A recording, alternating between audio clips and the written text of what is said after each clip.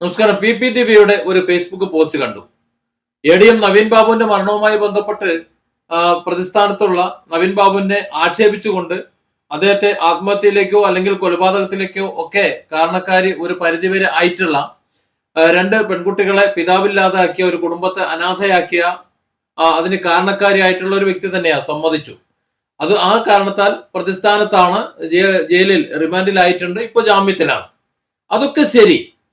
പക്ഷെ അവരും ഒരു മനുഷ്യരാണെന്നും അവർക്കും ഒരു കുടുംബമുണ്ടെന്നും ആ കുടുംബത്തിൽ മറ്റുള്ളവർ അവർ ചെയ്തിട്ടുള്ള തെറ്റുകൾക്ക് ആ തെറ്റുകൾക്കുള്ള ശിക്ഷ മാത്രമേ അവർക്ക് ലഭിക്കാവൂ എന്നും അതിനുള്ള ശിക്ഷയ്ക്ക് പുറമെ അനാവശ്യമായി അവരെ ഒന്നും പറയാൻ പാടില്ല എന്നും അവരുടെ കുടുംബത്തെ ഇതിലേക്ക് വലിച്ചടയ്ക്കാൻ പാടില്ല എന്നും വാദിക്കുന്ന, അങ്ങനെ ആഗ്രഹിക്കുന്ന ഒരാളാണ്.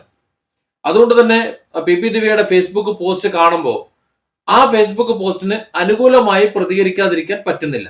ആ ഫേസ്ബുക്ക് പോസ്റ്റ് ഇതാണ്: സമൂഹ മാധ്യമങ്ങളിൽ സ്ത്രീകൾക്കെതിരെ നടക്കുന്ന അധിക്ഷേപങ്ങൾ, അപമാനങ്ങൾ വർദ്ധിക്കുകയാണ്. സർവ്വ മേഖലയിലും സ്ത്രീകളുടെ കടന്നുവരവ് അവരുടെ സ്വാതന്ത്ര്യ പ്രഖ്യാപനമാണ്. അതിൽ അസ്വസ്ഥമാകുന്ന ഒരു വലിയ വിഭാഗമുണ്ട്. ചിലർക്ക് എന്ത് അശ്ലീലവും വിളിച്ചു പറയാൻ ഒരിടം. അത്തരം ആളുകളുടെ മുഖം പലപ്പോഴും അദൃശ്യമാണ്. അമ്മയോടും പെങ്ങളോടും ഭാര്യയോടും ഉള്ള സമീപനം എന്താണോ അത് തന്നെയാണ് ഇത്തരക്കാർ സമൂഹ മാധ്യമങ്ങളിൽ ചെയ്യുന്നത്. അശ്ലീല കഥകൾ ഉണ്ടാക്കി ഓൺലൈൻ ചാനൽ വഴി പണമുണ്ടാക്കുന്നു കുറെ എണ്ണം. വേറെ വയറ്റിപ്പിഴപ്പിന് എന്തൊക്കെ മാർഗങ്ങളുണ്ട്. അന്തസ്സുള്ള വല്ല പണിക്കും പോയി മക്കളുടെ വയറ് നിറക്കി. അങ്ങനെ ആ പോസ്റ്റ് താഴേക്ക് അതിജീവിതയുടെ പേരിലൂടെ മറ്റ് ഒന്ന് രണ്ട് പേരുകളിലൂടെ കുറച്ച് സ്ക്രീൻഷോട്ടുകളിലേക്ക് അത് പൊയ്ക്കൊണ്ടിരിക്കുന്നു. ആ സ്ക്രീൻഷോട്ടുകളിലാകട്ടെ PPTVയുടെ മൊബൈൽ, അവരുടെ സോഷ്യൽ മീഡിയ അക്കൗണ്ടുകളുടെ താഴെ വന്നിട്ടുള്ള കമന്റുകളുടെ സ്ക്രീൻഷോട്ടാണ് എന്നാണ് മനസ്സിലാക്കുന്നത്. വളരെ വൃത്തികെട്ട കമന്റുകളും വളരെ വൃത്തികെട്ട സ്ക്രീൻഷോട്ടുകളുമാണ്. ഞാൻ ഇതിനു മുമ്പ് എന്റെ വീഡിയോയ്ക്ക് താഴെ ഇത്തരത്തിൽ കമന്റുകൾ വന്നപ്പോൾ വളരെ വിശദമായി ഞാൻ തന്നെ വീഡിയോ ചെയ്തിരുന്നു.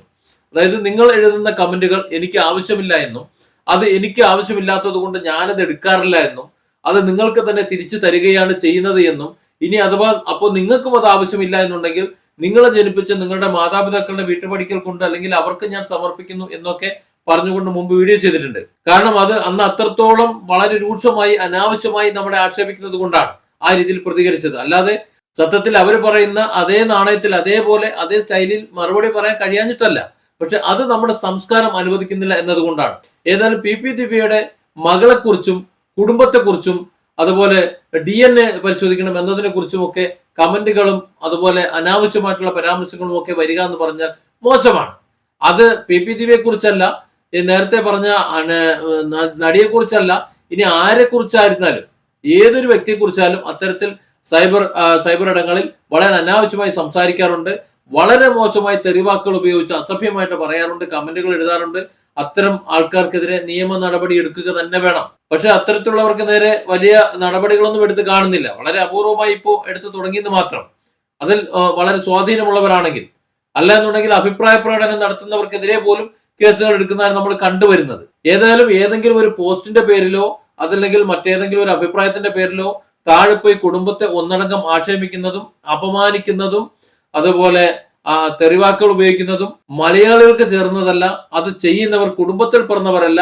PPTV പറഞ്ഞതുപോലെ അവരുടെ കുടുംബങ്ങളിലും അവരുടെ കുടുംബാംഗങ്ങളെ അവർ അങ്ങനെ തന്നെ ആയിരിക്കും അഭിസംബോധന ചെയ്യുക എന്ന് മാത്രമേ കരുതാൻ പറ്റൂ. Different angles. Don't forget to subscribe and support this channel.